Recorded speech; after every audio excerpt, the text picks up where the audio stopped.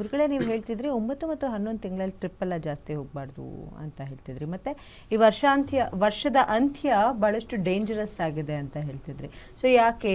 So ಹಾಗಾದರೆ ಯಾವ ರೀತಿಯಾದಂತಹ ಪ್ರಿಪರೇಷನ್ ಮಾಡ್ಕೋಬೇಕು ಜನ? ನೋಡಿ, ನನ್ನ ಲೈಫಲ್ಲಿ ಒಂದು ಹೇಳ್ತೀನಿ ಕೇಳಿ. ಈ ಪ್ರಪಂಚದಲ್ಲಿ ಈಗ ಸಾಕಷ್ಟು ಜನ ಬಿಲ್ಡಪ್ ಕೊಡ್ತಾವ್ರೆ, ಕರೋನಾ ಒಂದು ಕಾಯಿಲೆ ಬರುತ್ತೆ ಅಂತ. ಅವರೆಲ್ಲ ಕರೋನಾ ಬಂದಮೇಲೆ ಇವಾಗ ನಿಲ್ಲುತ್ತೆ ಅಂತ ಹೇಳಿದರು. ನಾನು ಆ ವಿಡಿಯೋಗಳು ನೋಡಿದ್ದೀನಿ. ಬಂದನೇಕನೂ ನಿಲ್ಲಲ್ಲ, ಕಂಟಿನ್ಯೂ ಆಯಿತು. ಇವಾಗ ಕರೋನಾ ಬರುತ್ತೆ ಅಂತ ಹೇಳಿದರು. ಫ್ಲೈಟ್ ಬೀಳುತ್ತೆ ಅಂತ ನಾನು ಈ ವರ್ಷದಲ್ಲಿ ನಾನು ಅವಾಗಲೇ ಮುಂಚೆ ಹೇಳಿದೆ. ನಾನು ನಿಜವಾಗ್ಲೂ ಕೂಡ ತಾರಾ ಮೇಡಮ್ರಿಗೆ ಹೇಳಿದೆ, ತಿನ್ನಲ ಶನೇಶ್ವರನ ಟೆಂಪಲ್ ಇದ್ದೀವಿ, ತಾರಾ ಮೇಡಮ್ರಿಗೆ ಹೇಳ್ತೀನಿ, ಮೇಡಮ್ ದೇವಸ್ಥಾನದಲ್ಲೆಲ್ಲ ಬಾಗ್ಲಾಗ್ತಾರೆ, ತಿರುಪತಿ ಎಲ್ಲ ಬಾಗ್ಲಾಗ್ತಾರೆ, ಮನುಷ್ಯ ಕಾಯಿಲೆ ಬಿದ್ದು ಯಾರು ಜನ ಆಚೆ ಬರಲ್ಲ, ಸುಮ್ಮನೆ ಗುರುಜಿ ನಿಮ್ಗೆ ಉಚ್ಕಿ ತಿಳಿದಿತ್ತಂದ್ರೆ ತಾರಾ ಮೇಡಮ್ ನಿಮಗೇನು ಮೇಡಮ್ ನೋಡಿ ಮೇಡಮ್ ನೀವು ಸೋಮಿರಿ ಮೇಡಮ್, ಗ್ರಹಗಳು ಬಿಡಲ್ಲ ಮೇಡಮ್, ಕಾಯಿಲೆ ಬರುತ್ತೆ ಎಂದು. ನಾನು ಶನಿ ಕೇತುಲ ಒಟ್ಟಿಗೆ ಸೇರ್ತಾರೆ, ಕಾಯಿಲೆ ಬಂದು ಒಂದು ಕಾಯಿಲೆ ಬರುತ್ತೆ. ಆ ಕಾಯಿಲೆಯಿಂದ ಜನಗಳು ಬರಲ್ಲ, ಒಬ್ಬರಿಂದ ಒಬ್ರು ಸತ್ತೋಯ್ತಾರೆ ಮೇಡಮ್. ಅದಕ್ಕೆ ಹೆಸರಿನಲ್ಲ, ಬಂದಮೇಲೆ ಕರೋನಾನ ಹೆಸರು ಬಂತು. ಅದಕ್ಕೆ ಒಂದು ಕಾಯಿಲೆ ಬರುತ್ತೆ ಅಂತ ಹೇಳಿದೆ ನಾನು. ಬಂದು ರೋಡೆಲ್ಲ ಕ್ರಿಕೆಟ್ ಆಡ್ಬೋದು ಮೇಡಮ್, ಯಾರು ಜನ ಮನೆಯಿಂದ ಆಚೆ ಬರೋಕ್ಕಲ್ಲ ಅಂತ ಹೇಳಿದೆ. ನಿಮ್ಗೇನು ಬುದ್ಧಿ ಇಲ್ವಾ ಅಂತ ಹೇಳಿದೆ. ಇದಕ್ಕೆ ದೇವರನಾಗಲೇ ಇದನ್ನು ಟಿ ವಿಲಿ ಕೂಡ ಸಾಕಷ್ಟು ಹೇಳಿದೆ. ಜನ ಅದಾದಮೇಲೆ ಬಂದು ನಮಗೊಂದು ಸ್ಲಾಟ್ ಇದೆ ಅಂತ ಬಂದು ಮಾತಾಡ್ಬಿಟ್ಟು ಕರೋನಾ ನಿಲ್ಲುತ್ತೆ ಅಂತೆಲ್ಲ ಹೇಳಿ ನಿಲ್ಲೇ ಇಲ್ಲ. ಇದೆಲ್ಲ ಆಗೋಯ್ತು. ಮತ್ತು ಪ್ರತಿ ವರ್ಷ ನಾನು ಒಂದೊಂದು ನಂಬರ್ ಪ್ರೆಡಿಕ್ಷನ್ ಮಾಡ್ತೀನಿ. ಇಲ್ಲಿವರೆಗೂ ನನ್ನ ಫಾಲೋವರ್ಸ್ಗೆ ಎಲ್ಲರಿಗೂ ಗೊತ್ತು, ನನ್ನ ಫಾಲೋವರ್ಸ್ಗೆ ಎಲ್ಲರಿಗೂ ಗೊತ್ತು. ಈ ವರ್ಷ ಸ್ಟಾರ್ಟಿಂಗಲ್ಲೇ ಪ್ರೆಡಿಕ್ಷನ್ ಮಾಡಿದೆ, ಫ್ಲೈಟ್ಗಳು ಬೀಳ್ತವೆ, ದಯವಿಟ್ಟು ಜಾಪಾನ್ ಆಗಿದೆ, ರೆಡ್ಡು ಮತ್ತು ವೈಟು. ನೀವಿದ್ದಲ್ಲೂ ನಾನು ರೈಟು RCB ಗೆಲ್ತಿರ್ತೀರ, ಬಣ್ಣ ಸರಿಲ್ಲ ಅಂತ ಹೇಳ್ತಿಲ್ಲ ನಾನು. ನೀವು ಕೂಡ ಇದೇ ನಿಮಗೆ ಗೆಲ್ತಾರೆ ಅಂತೀರ, ಬಣ್ಣ ಸರಿಲ್ಲ ಅಂತಾರ ಬಂದು ನೀವು ಕನ್ಫ್ಯೂಸ್ ಆಗಿರ್ಬೋದು. 18 number Virat Kohli number, jersey ನಂಬರೇ ಸರಿಲ್ಲ ಅಂತಿದ್ದೆ ಅಲ್ವಾ. ಒಂದಲ್ಲ ಆಗ ಅವ್ರ ಹೆಸರಿಂದಲೇ ತಾನೇ ತುಂಬ ಜನ ಕಾಲು ತೊಣಿತಾಗಿದ್ದು. ಯಾಕೆ ಹಿಂಗೆ ಆಗುತ್ತೆ ಅನ್ನೋದು ಇಂಪಾರ್ಟೆಂಟ್ ಆಗುತ್ತೆ.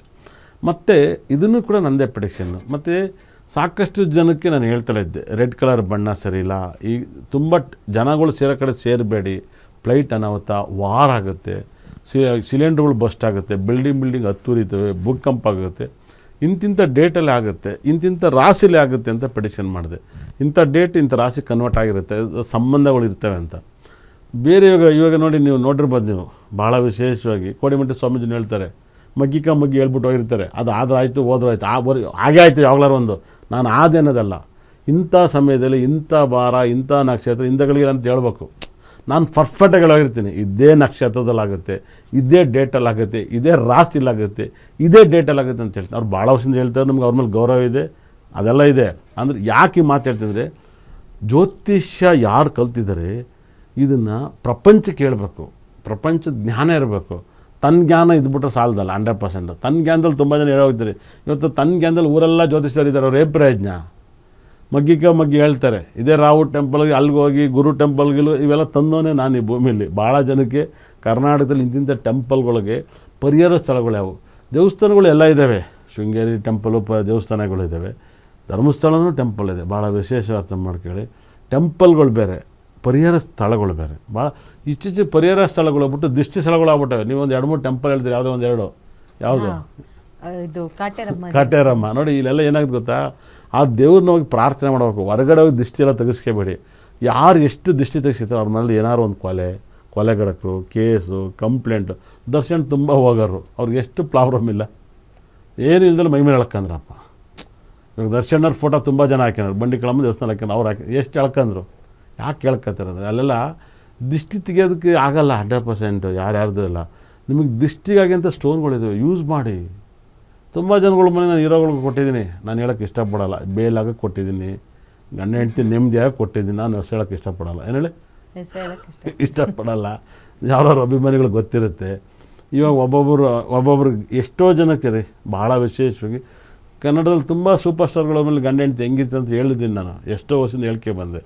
ನನ್ನ ಲೈಫಲ್ಲಿ ನಾನು ಕರ್ನಾಟಕದಲ್ಲಿ ಇಂಥವ್ರಿಗೆ ಹೇಳಿಲ್ಲ ಅನ್ನಂಗಿಲ್ಲ, ಜ್ಯೋತಿಷ್ಯನ ಇಂಥವ್ರಿಗೆ ನನ್ನ ಹತ್ರ ಬಂದು ಕೇಳಿಲ್ಲ ಅನ್ನಂಗಿಲ್ಲ, ಎಲ್ಲರಿಗೂ ಹೇಳಿಟ್ಟಿದ್ದೀನಿ ನಾನು. ಅಮ್ಮಮ್ಮರೆಲ್ಲ ತಪ್ಪಿಸ್ಕೊಂಡಿರ್ತಾರೆ, 100% ಬರೆದು ಕೇಳಿ.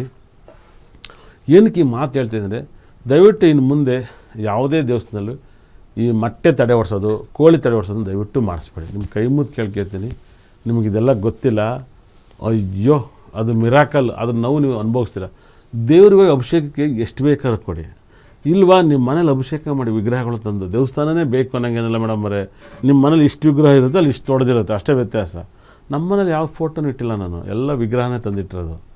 ಭಾಳ ವಿಶೇಷ. ಇವತ್ತು ನಮ್ಮ ಆಫೀಸಿಗೆ ನನ್ನ ಮಗಳು ಬೆಳಗ್ಗೆಲೇ ಬಂದು ಇಷ್ಟ ತನಕ ಪೂಜೆ ಮಾಡಿ ಅಭಿಷೇಕ ಮಾಡಿ ಎಲ್ಲ ಮಾಡಿದ್ಲು. ಖುಷಿಯಾಗಿ ಅವಳು ಸಂತೋಷ ನನ್ನ ಜೊತೆಲೇ ಬಂದು ಬೆಳಗ್ಗೆ ಟಿ ವಿಗೂ ಲೈವಲ್ಲಿ ಬಂದಿದ್ಲು. ಇದು ವೈಬ್ರೇಷನು. ಮತ್ತು ನಿಮಗೆಲ್ಲರಿಗೂ ಕೈ ಮುಗಿತೀನಿ, ಸಾಕಷ್ಟು ಕೈ ಮುಗಿತೀನಿ. ಯಾರೆಲ್ಲ ಟ್ರಿಪ್ ಮಾಡ್ತಾಯಿದ್ರೆ ದಯವಿಟ್ಟು ಮಾಡೋಕ್ಕೆ ಹೋಗಬೇಡಿ. ಭಾಳ ಚೆನ್ನಾಗಿ ಅರ್ಥ ಮಾಡ್ಕೊಳ್ಳಿ. ತುಂಬ ಮಿರಾಕಲ್. ನೀವು ಯಾರು ಕೂಡ ಟ್ರಿಪ್ ಮಾಡಬೇಡಿ. ಚಿನ್ನಸ್ವಾಮಿ ಸ್ಟೇಡಿಯಮನ್ನ ಚೇಂಜ್ ಮಾಡಬೇಕು. ಬರೀ ಒಂದು 25,000 ಜನ 25 ಲಕ್ಷ 30 ಜನ ಬರೀ ಕುಡುಕರು ಅರ್ಧ ಇರ್ತಾರೆ ಮೇಡಮ್ ಸ್ಟೇಡಿಯಮ್ ಒಳಗಡೆ. ನಾನು ಹೋಗಿದ್ದೀನಿ, ಎಲ್ಲ ಕುಡ್ದು ಹಣ್ಣಾಗಿರ್ತವೆ. ಯಾವ ಕ್ಯಾಬ್ರೆ ಡ್ಯಾನ್ಸ್ ಇದ್ದಂಗೆ ಇರ್ತೈತೆ ಅದು. ಗ್ರೌಂಡ್ ಹಾಡಾಗಿ ಬಿಟ್ಬಿಟ್ಟಿರ್ತಾರೆ, ಯಾವುದೋ ಪಬ್ಬು ನಡೆದಂಗೆ ನಡೀತಿರುತ್ತೆ. ನಾನು ಒಪ್ಪನಾಗಿ ಹೇಳ್ತಿದ್ದೆ, ನೋವು ನನಗೆ ಗೊತ್ತು. 1.5 ಲಕ್ಷ ಜನ ಚಿನ್ನಸ್ವಾಮಿ ಸ್ಟೇಡಿಯಮಲ್ಲಿ ಜನ ಕೂರೋ ಥರ ಕಟ್ಟಬೇಕು. ಹೆಂಡ್ತಿ ಮಕ್ಕಳು ತಾತ ಎಲ್ಲರೂ ಕೂಡ ಹೋಗಿ ಮ್ಯಾಚ್ ನೋಡ್ಬೇಕು. ಇವಾಗ ಎಲ್ಲಿ ಅವನ ಒಬ್ಬ ದೊಡ್ಡ ಕುಡ್ಕ ಕರ್ಕೊಂಬರ್ತಾನೆ, ಇನ್ನೊಬ್ಬ ಅವನ ದುಡ್ಕ ಕರ್ಕೊಂಬರ್ತಾನೆ. ದೊಡ್ಡ ಕುಡುಕರು ಇನ್ನು ಸಾಲದಂತ ಸ್ಟೇಡಿಯಮಲ್ಲಿ ಬೇರೆ ಕುಡಿಯೋಕ್ಕೆ ಎಣ್ಣೆ ಕೊಡ್ತಾರೆ. ದುಡ್ಡು ಅದಕ್ಕೆಲ್ಲ ಎಕ್ಸ್ಟ್ರಾ ಟಿಕೆಟ್. ಒಬ್ಬರು ಹೇಳ್ತಾರೆ ನಂದು 20,000 ರೂಪಾಯಿ ಟಿಕೆಟು, 10,000 ಅದು ಬರೀ ಎಣ್ಣೆ ಟಿಕೆಟು. ಎಣ್ಣೆ ಕುಡಿದ ಏನು ಕೊಡ್ತಾನೆ ಅವ್ನಿಗೆ. ಮ್ಯಾಚ್ ಕಂಡ್ರೆ ಸಾಕಾಯ್ತು ಎದುರುಗಡೆ. 100% ಚಿನ್ನಸ್ವಾಮಿ ಸ್ಟೇಡಿಯಮನ್ನ ಕಟ್ಟಬೇಕು ಹೊಸ್ದಾಗಂತ. ಈ ಧ್ವನಿ ಎತ್ತೋನೆ ನಾನು ಮೇಡಮ್ ಅವರೇ. ಹೆಂಗೆ ನೀವು ಧ್ವನಿ ಎತ್ತಿರಲ್ಲ, ನಾರಾಯಣಗೌಡರು ಒಂದು ಧ್ವನಿ ಎತ್ತಾರೆ, ಇಲ್ಲಾಂದರೆ ನಮ್ಮ ರೂಪೇಶ್ ರಾಜಣ್ಣ ಅದು ಒಂದು ಧ್ವನಿ ಎತ್ತಾರಲ್ಲ, ಹಂಗೆ ಈ ಥರ ಎತ್ತು ನಾನು ಅಷ್ಟರಾಜಲ್ಲಿ ಚಿನ್ನಸ್ವಾಮಿ ಸ್ಟೇಡಿಯಮನ್ನು ಚೇಂಜ್ ಮಾಡಿ ಇಲ್ಲ ಅಲ್ಲೇ ಕಟ್ಟಿ ಓಡೋದು ತುಂಬ ಇಂಪ್ರೂವ್ಮೆಂಟ್ ಆಯ್ತು. ಒಂದು ದಿಢೀರ್ನ ಒಂದು ಪಾರ್ಕಿಂಗ್ ಇಲ್ಲ ರೀ ಚಿನ್ನಸ್ವಾಮಿ ಸ್ಟೇಡಿಯಮಲ್ಲಿ. ನಾವು ಅಲ್ಲಿ ನಿಲ್ಲಿಸ್ಬಿಟ್ಟು ಹೋಗ್ತೀವಿ. ಟಿಕೆಟ್ ಅಷ್ಟೊಂದು ರೇಟ್ ಬ್ಲಾಕಿ ಮಾರ್ತಾರೆ. ಏನು 10,000 20,000 ಮಾರ್ತಿರ್ತಾರೆ. ಒಂದು ಪಾರ್ಕಿಂಗ್ ಇಲ್ಲ. ಬರೋರು ಮಾತ್ರ ವಿ ಐ ಪಿಗಳನ್ನ. ಬೇರೆ ಟಿಕೆಟ್ ತಗೊಂಡು ಬರೋನು ವಿ ಐ ಪಿ ಮಕ್ಕಳು. ಅವ್ರದ್ದೊಂದು ಜೀವ ಅಲ್ವಾ, ಅವ್ರದ್ದೊಂದು ಕಾರ್ ಅಲ್ವಾ, ಅವ್ರಿಗೊಂದು ಹೆಂಡತಿ ಮಕ್ಕಳಲ್ವಾ, ಅವ್ರು ಮಾತ್ರ ಎಲ್ಲರೂ ನಿಲ್ಲಿಸ್ಬಿಟ್ಟು ಬರೋದಲ್ಲ. ಫಸ್ಟು ನೀವು ಮ್ಯಾಚ್ ನಡೆಸ್ತೀರಂದರೆ, ಜನಗಳು ಸೇರಿಸ್ತೀರಂದರೆ ಪಾರ್ಕಿಂಗ್ ವ್ಯವಸ್ಥೆ ಫಸ್ಟ್ ಮಾಡಿ. ಪಾರ್ಕಿಂಗೇ ಇಲ್ಲ. ಎಷ್ಟು ಚೆನ್ನಾಗಿ ಮಾಡ್ಬೋದು. ಅದೆಲ್ಲ ದುಡ್ಡು ಕಲೆಕ್ಟ್ ಮಾಡಿ, ಫ್ರೀ ಬಿಡ್ ಮಾಡಬೇಡಿ. ದುಡ್ಡು ಮಾಡಿರಿ. ಸರ್ಕಾರಕ್ಕೆ ದುಡ್ಡು ಬರೋ ಥರ ಐಡಿಯಾ ಉಪಯೋಗಿಸಿ. ಸರ್ಕಾರನೇ ಫ್ರೀ ಮಾಡೋ ಥರ ದಿಗ್ಗದವಲಿ ಎಬ್ಬರಿಸೋದಂಥ ಐಡಿಯಾಗಳನ್ನ ತರಬೇಡಿ ನೀವೆಲ್ಲರೂ. ಸರ್ಕಾರವನ್ನೇ ಆಳು ಬಿದ್ದು ಬಡ್ಡಿ ಕಟ್ಟೋ ಲೆವೆಲ್ಗೆ ಅಂತ MLAಗಳು ಬೇಡ, ಅಂತ ರಾಜಕಾರಣಿಗಳು ಬೇಡ. ಸರ್ಕಾರ ದುಡ್ಡು ಕಲೆಕ್ಟ್ ಮಾಡಿರಿ ಎಲ್ಲನೂ. ಯಾವ ಜಾತಿ ಯಾವ ಧರ್ಮ ಬೇಕಲ್ಲ. ನೀನೊಬ್ಬ ಮನುಷ್ಯ ಬಾ, 100% ಮನುಷ್ಯ ನೀನು. ನನಗದು ಸಂಬಂಧ ಇಲ್ಲ. ಫಸ್ಟು ನೀನು ಮನುಷ್ಯನಿಗೆ ದೇಶಕ್ಕೆ ಸಂತೋಷ ಪಡಿಸು, ದೇಶಕ್ಕೆ ಖುಷಿಯಾಗಿದೆ ಅಂತ ಹೇಳ್ಬೇಕು. ಒಳ್ಳೆಯದಾಗುತ್ತೆ.